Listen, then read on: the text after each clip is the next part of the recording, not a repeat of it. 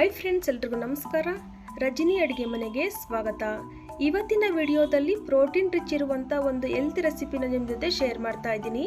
ಮೊದಲಿಗೆ ನಾನಿಲ್ಲಿ ಒಂದು ಪ್ಲೇಟ್ಗೆ 1 ಕಪ್ ಅಷ್ಟು ಅಕ್ಕಿನ ಹಾಕ್ಕೊಳ್ತಾ ಇದ್ದೀನಿ. ಅಕ್ಕಿ ಬಂದು ನೀವು ರೆಗ್ಯುಲರ್ ಆಗಿ ಯಾವ್ದು ಯೂಸ್ ಮಾಡ್ತೀರಾ ಅದೇ ಅಕ್ಕಿನ ತಗೊಳ್ಳಿ. ಹಾಗೆಯೇ ಅರ್ಧ ಕಪ್ ಅಷ್ಟು ಕಡಲೆಬೇಳೆನ ಹಾಕ್ಕೊಳ್ತಾ ಇದ್ದೀನಿ. ಅಳತೆ ಮಾಡೋದಕ್ಕೆ ಯಾವುದಾದ್ರೂ ಒಂದೇ ಕಪ್ಪನ್ನು ಯೂಸ್ ಮಾಡಿ. ಹಾಗೆಯೇ ಅರ್ಧ ಕಪ್ ಅಷ್ಟು ಹೆಸರು ಕಾಳು, 1/4 ಕಪ್ ಅಷ್ಟು ತೊಗರಿಬೇಳೆ, 2 ಟೇಬಲ್ ಸ್ಪೂನ್ ಅಷ್ಟು ಉದ್ದಿನಬೇಳೆನ ಹಾಕ್ಕೊಳ್ತಾ ಇದ್ದೀನಿ. ಹಾಗೆಯೇ 2 ಟೇಬಲ್ ಸ್ಪೂನ್ ಅಷ್ಟು ಶೇಂಗಾ, 4 ಬಾದಾಮಿನ ಹಾಕ್ಕೊಳ್ತಾ ಇದ್ದೀನಿ.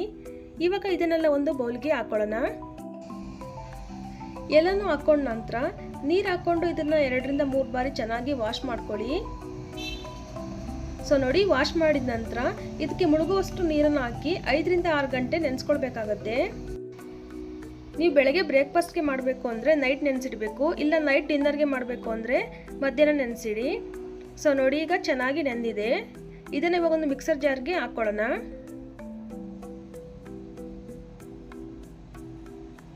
ಇವಾಗ ಇದಕ್ಕೆ ಒಂದು ಮೀಡಿಯಂ ಸೈಜ್ ಈರುಳ್ಳಿನ ಹಾಕ್ಕೊಳ್ತಾ ಇದ್ದೀನಿ.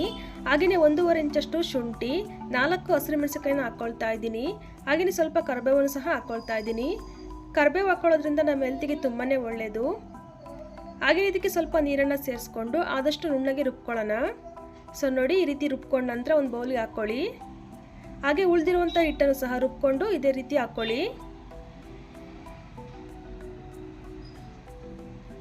ಇವಾಗ ಇದಕ್ಕೆ ರುಚಿಗೆ ತಕ್ಕಷ್ಟು ಉಪ್ಪನ್ನು ಹಾಕ್ಕೊಳ್ತಾ ಇದ್ದೀನಿ. ಹಾಗೆಯೇ ಒಂದು 1/4 ಟೀ ಸ್ಪೂನ್ ಅಷ್ಟು ಸೋಡಾನ ಹಾಕಿ ಮಿಕ್ಸರ್ ಜಾರ್ಗೆ ಸ್ವಲ್ಪ ನೀರನ್ನು ಸೇರಿಸ್ಕೊಂಡು ಅದನ್ನು ಕೂಡ ಹಾಕ್ಕೊಳ್ಳಿ. ಹಿಟ್ಟನ್ನು ತುಂಬ ತೆಳುವಾಗೂ ಮಾಡ್ಕೊಳ್ಬಾರ್ದು, ತುಂಬ ಗಟ್ಟಿನೂ ಮಾಡ್ಕೊಳ್ಬಾರ್ದು. ನೋಡಿ, ಈ ಕನ್ಸಿಸ್ಟೆನ್ಸಿಲಿ ಇರಬೇಕು. ಸೊ ಇವಾಗ ಸ್ಟವ್ ಮೇಲೆ ಒಂದು ಪ್ಯಾನ್ ಇಟ್ಕೊಂಡು ಸ್ವಲ್ಪ ಎಣ್ಣೆನ ಹಾಕಿ ಟಿಶ್ಯೂಯಿಂದ ಅಥವಾ ಈರುಳ್ಳಿಯಿಂದ ಸ್ಪ್ರೆಡ್ ಮಾಡ್ಕೊಳ್ಳಿ. ದೋಸೆ ಚೆನ್ನಾಗಿ ಏಳುತ್ತೆ. ಇವಾಗ ತವ ಸ್ವಲ್ಪ ಬಿಸಿ ಆದಮೇಲೆ ಹಿಟ್ಟನ್ನು ತಗೊಂಡು ಸ್ಪ್ರೆಡ್ ಮಾಡ್ಕೊಳ್ಳಿ. ನಾವು ರೆಗ್ಯುಲರಾಗಿ ಯಾವ ರೀತಿಯಾಗಿ ದೋಸೆನ ಮಾಡ್ಕೊಳ್ತೀವೋ ಅದೇ ರೀತಿನೇ ಹಾಕ್ಕೊಳ್ಳಿ.